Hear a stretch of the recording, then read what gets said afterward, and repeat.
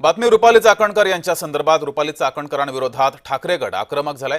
पुण्यामध्ये चाकणकरांच्या कार्यालयाबाहेर आंदोलन केले गेले। रुपाली चाकणकर आणि ठाकरे गट हे आमने सामने आले। रुपाली चाकणकर यांच्या विरोधात ठाकरे गट आक्रमक झाला असून आंदोलन हे ठाकरे गटाकडून केले गेले।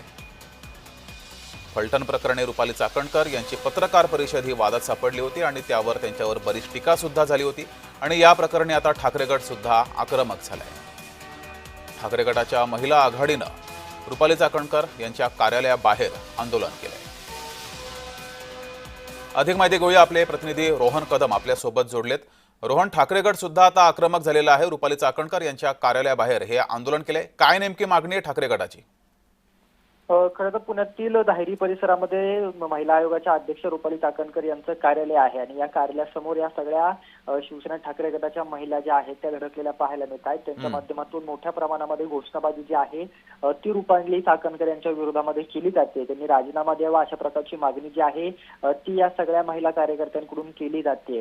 कारण का ज्या पद्धतीने आपण पाहतोय की फलटण येथील डॉक्टर संपदा मुंडे यांची आत्महत्या झाली आणि त्यानंतर विविध प्रतिक्रिया ज्या आहेत त्या समाज माध्यमांमधून वेळोवेळी ज्या आहेत त्या या ठाकरे गटांच्या महिलांनी केलेल्या पाहायला मिळत होत्या।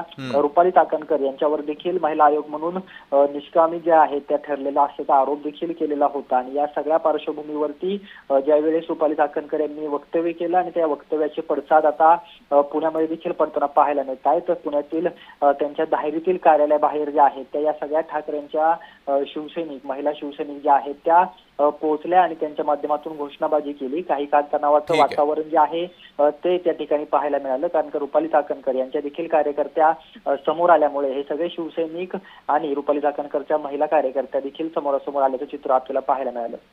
धन्यवाद रोहन दिलेल्या माहितीबद्दल।